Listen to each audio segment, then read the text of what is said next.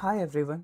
इस वीडियो में हम कवर करेंगे स्ट्रीम्स को, और स्ट्रीम्स में भी हम रीडेबल स्ट्रीम्स को कवर करने वाले हैं। पिछली वीडियो में हमने ये देखा था कि कैसे बफर, जो कि small piece of data packet की जगह पूरा का पूरा डेटा सेंड कर देता है। यानी कि अगर हमने दो गीबी बाइट से बड़ा डेटा को यूज़ किया तो हम उस पर रीड ऑपरेशन परफॉर्म नहीं कर सकते, राइट। तो उस चीज़ को, उस लिमिटेशन को कवर करता है हमारा स्ट्रीम्स। तो ये एक ऐसा मेथड है जो कि हमारी एप्लीकेशन के इनपुट आउटपुट ऑपरेशन को एफिशिएंट कर देता है by dividing the whole data into the small small packets. ठीक है, जिसका साइज कम हो और वो रैम में ओवरलोड ना हो, जिससे हमारी एप्लीकेशन लैगी ना बने। इसीलिए हम स्ट्रीम्स का यूज़ करते हैं। तो अब हम इसको प्रैक्टिकली करके देखते हैं कि किस तरीके से रीड ऑपरेशन हम रीडेबल स्ट्रीम्स के थ्रू कर सकते हैं। तो हम यहाँ पर एक index.js फाइल क्रिएट करेंगे, और इस index.js फाइल में मैं सबसे पहले अपने fs मॉड्यूल को इंपोर्ट कर लूँगा, जिसके अंदर हमारा रीडेबल स्ट्रीम है, राइट।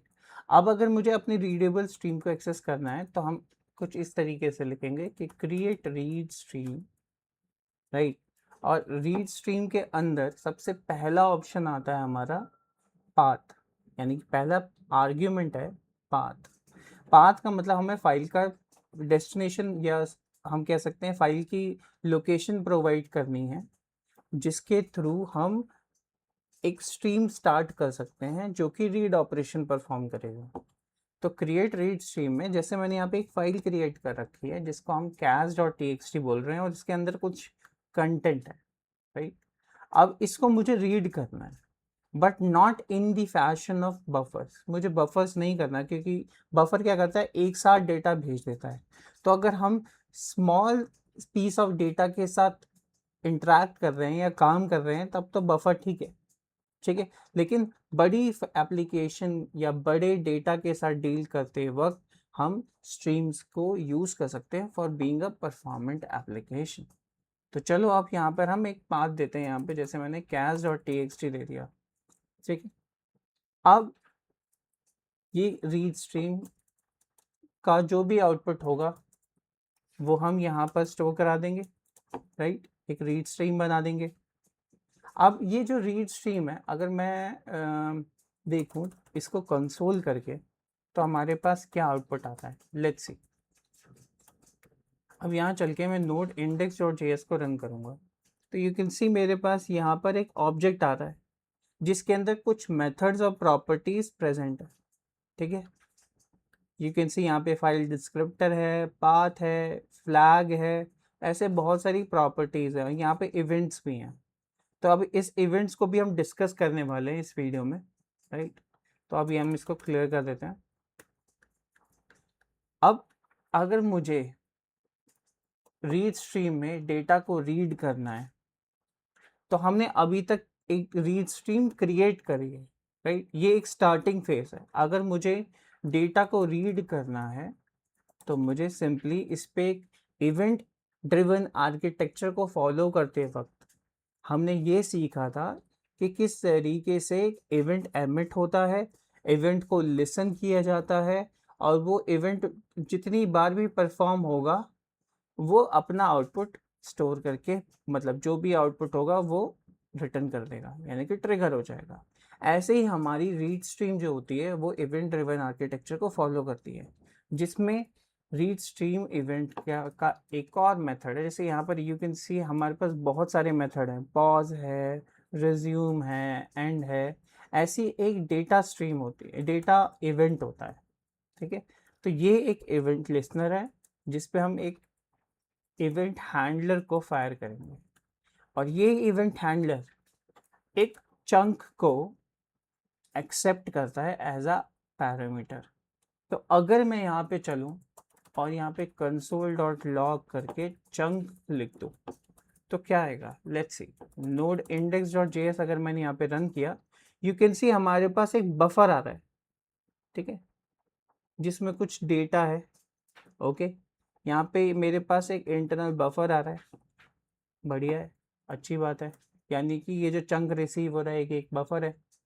अब अगर मैं चाहता हूँ कि मैं एक स्ट्रिंग देखूँ, जो भी मैंने ये फाइल को रीड करवाया है इसको मैं स्ट्रिंग की फॉर्मेट में कन्वर्ट करना चाहता हूँ, तो इस चंक को अगर मैं टू स्ट्रिंग में कन्वर्ट कर लूँ तो क्या मुझे वो आउटपुट दिखेगा? बिल्कुल।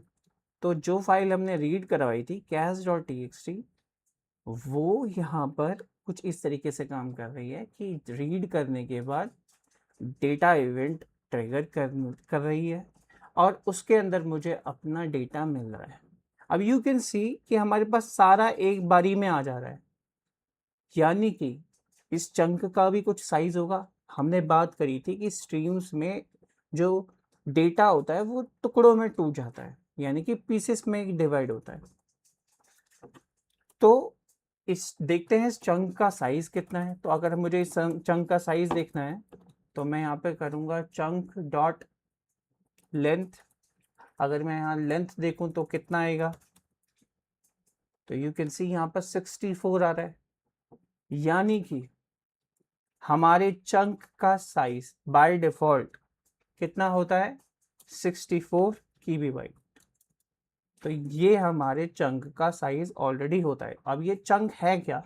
ये चंक वो डेटा पैकेट है जिसको हमने बड़े डेटा से निकाला है और उसको उसके अंदर हम कुछ ऑपरेशन परफॉर्म कर रहे हैं, ठीक है। क्या हम इस 64 KB को कस्टमाइज करके चेंज कर सकते हैं? क्या हम इसके बाइट्स को कम कर सकते हैं, इसकी कैपेसिटी को कम कर सकते हैं? तो बिल्कुल कर सकते हैं।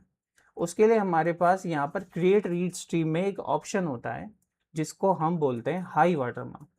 अब ये हाई वाटर मार्क के अंदर हम जितनी भी बाइट्स असाइन करेंगे इसमें उतना हमारा चंक का साइज बन जाएगा। जैसे अगर मैं यहाँ पे 4 लिखूं तो हमारे चंक का साइज 4 बाइट हो जाएगा। तो जैसे ही मैं अपनी चंक की लेंथ को यहाँ पर देखूंगा तो यू कैन सी यहाँ पर मेरे पास 4 मल्टीपल टाइम्स आ रहा है। अब ये मल्टीपल टाइम्स क्यों आ रहा है? क्योंकि जब हमारा cas.txt रीड हुआ तो रीड होने के बाद डेटा इवेंट जब ट्रिगर हुआ तो चंक का साइज हमारा 4 बाइट था। तो हर बार जब भी ये इवेंट लिसनर ट्रिगर होगा और इवेंट हैंडलर फायर होगा तो इस केस में हर बार चंक का साइज 4 बाइट होगा। तो हम रैम में इस चंक के साइज को, जिसको हम इंटरनल बफर बोलते हैं, उसको हम यहाँ पर स्टोर करवा रहे हैं। उसके अंदर हम डेटा फीड कर रहे हैं और वो एक इंटरनल बफर जो हमारा मेमोरी में सेव हो रखा है डेटा, उसको हम फिर डिस्क तक ट्रांसफर कर सकते हैं। तो डिस्क तक ट्रांसफर करना भी हम सीखेंगे, लेकिन पहले हम रीड ऑपरेशन कर रहे हैं, ठीक है। तो अगर मैं यहाँ पर इसको रीड करना चाहूँ तो मेरे को 4 बाइट का डेटा रीड होता हुआ दिखाई देगा। तो यू कैन सी अगर मैं नोड इंडेक्स और जेएस को फायर करूँ तो यू कैन सी हमारे पास 4 बाइट का डेटा रीड हो रहा है, वो भी एवरी टाइम जो वो इवेंट हैंडलर फायर होगा, ठीक है। तो इस तरीके से क्रिएट रीड स्ट्रिंग काम करती है। वो हमारे बफर की लिमिटेशन को कवर करने के लिए है, हमारी एप्लीकेशन को और परफॉर्मेंट बनाने के लिए है, ठीक है। अब इसका प्रैक्टिकल एग्जांपल हमने करके देख लिया है कि रीड स्ट्रीम कैसे होती है। अब हम कुछ और चीज़ें देख लेते हैं जो मैंने प्रैक्टिस करी है। जैसे रीडेबल स्ट्रीम्स के अंदर हमने ये चीज़ देख ली, हमने ये चीज़ भी देख ली, डेटा इवेंट भी फायर करके देख लिया, ठीक है। अब यहाँ पे एक बाइट लेंथ आता है, ये बाइट लेंथ क्या है वो भी देखते हैं, और ये एंड इवेंट क्या है ये भी हम देखते हैं। तो चलो, ठीक है, बाइट लेंथ की बात करते हैं। तो जो हमने यहाँ पर चंक का देखा था, ऐसे ही हमारे पास बाइट लेंथ भी होता है, राइट। बाइट लेंथ होता है,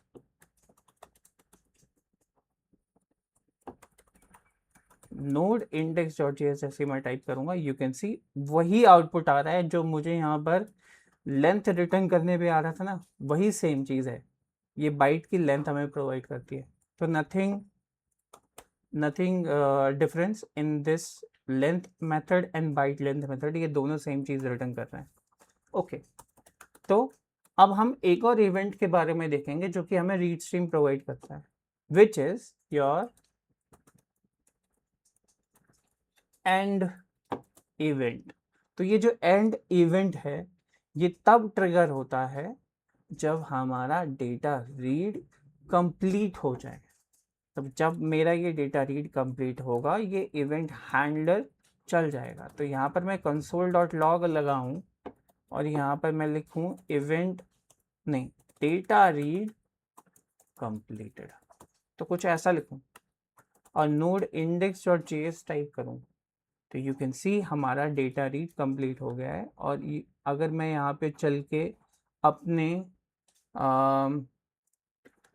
cas.txt में आऊँगा तो इस डेटा को इसने रीड आउट कर लिया है। अब यहाँ पर मैंने कुछ प्रिंट नहीं करवाया, तो एक काम करते हैं, मैं पहले ये प्रिंट करवा देता हूँ और नोड इंडेक्स को टाइप करते हैं।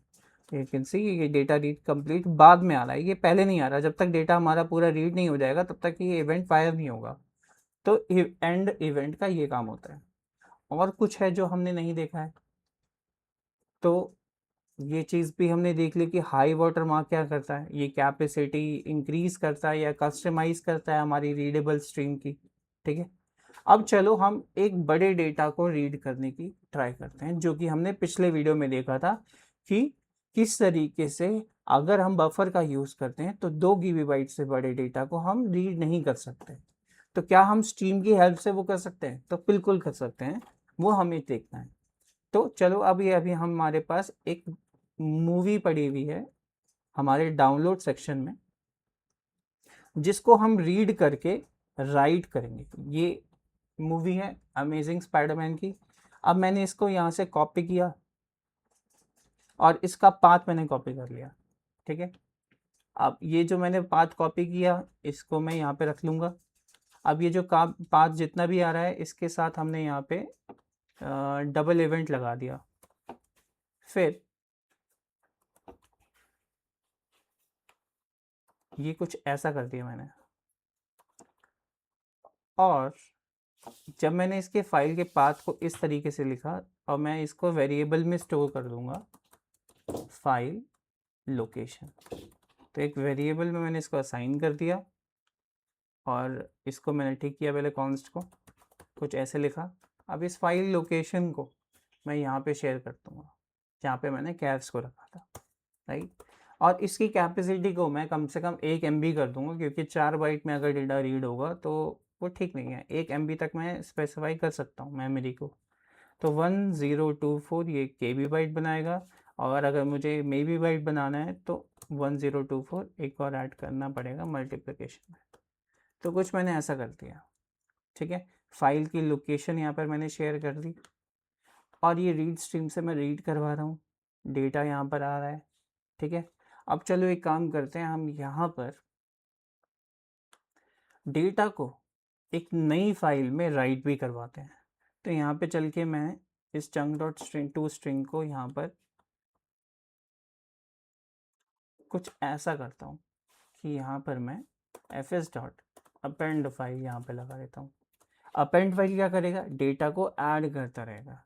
अब जो भी मेरे पास चंक में डेटा आ रहा है वो मैंने यहाँ पर अपेंड फाइल को दे दिया।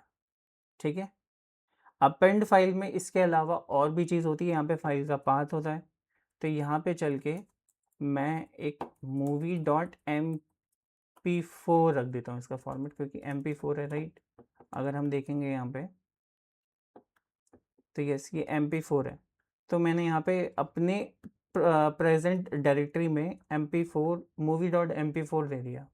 अभी fs.append फाइल क्या करेगा, जितने भी चंक्स मेरे पास यहाँ पे आएंगे ये इसको ऐड करता रहेगा। ओके, तो चलो ये करके देखते हैं। अब अगर यहाँ पर मैं नोड इंडेक्स टाइप करूँ और कुछ ऐसा देखूँ, तो यहाँ पर मेरे पास कुछ इन्फॉर्मेशन आ रही है जो कि स्टोर हो रही है। और यहाँ पर एक एरर आ गया। अब यहाँ पर C B argument must be of type function received undefined. तो यहाँ पर सी बी आर्ग्यूमेंट क्या बोल रहा है हमसे? ओके, तो ये एक तरह का टू स्ट्रिंग को ले रहा है। मे बी शायद हमें कुछ इस तरीके से देना चाहिए था। तो एक बार ये करके देखते हैं।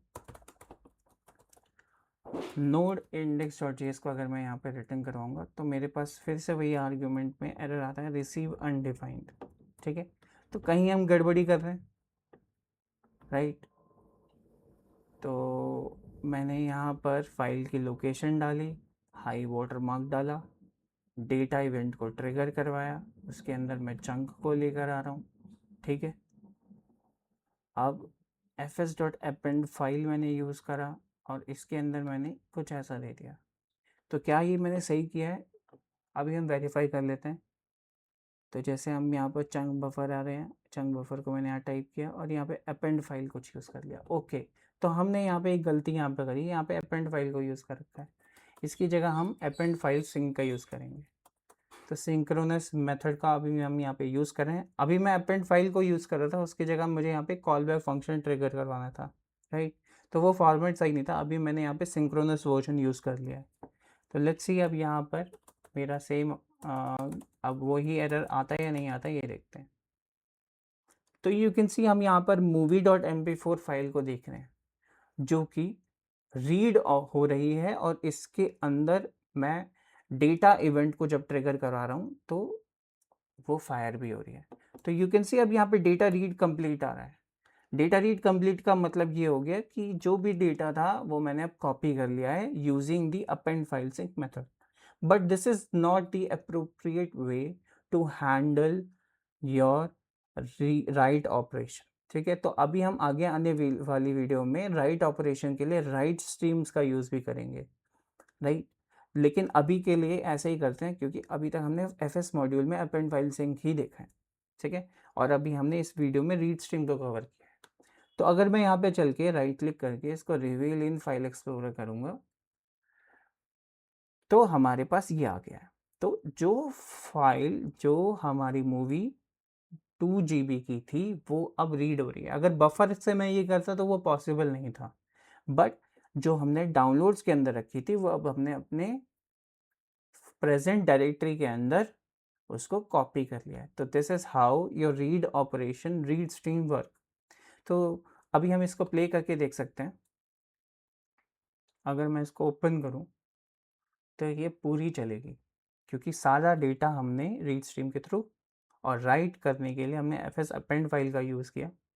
तो यू कैन सी ये डेटा यहाँ पर कुछ ऐसा रीड हो रहा है। ठीक है, तो ये कुछ ऐसे काम कर रहा है। So that's it for this video. अब रीडेबल स्ट्रीम के बारे में हमने कवर कर लिया है। इसके अलग अलग मेथड्स के बारे में हम डिस्कस करेंगे। जैसे कि हमने एंड इवेंट को देखा, डेटा को देखा, ऐसे ही इसके बहुत सारे इवेंट है। एक एरर इवेंट भी होता है जो कि तब ट्रिगर होता है जब कुछ भी एरर हमारे रीड स्ट्रीम में अकर हुआ है, यानी कि रीड ऑपरेशन को परफॉर्म करते वक्त हुआ है। तो stay tuned for the next video. Bye bye.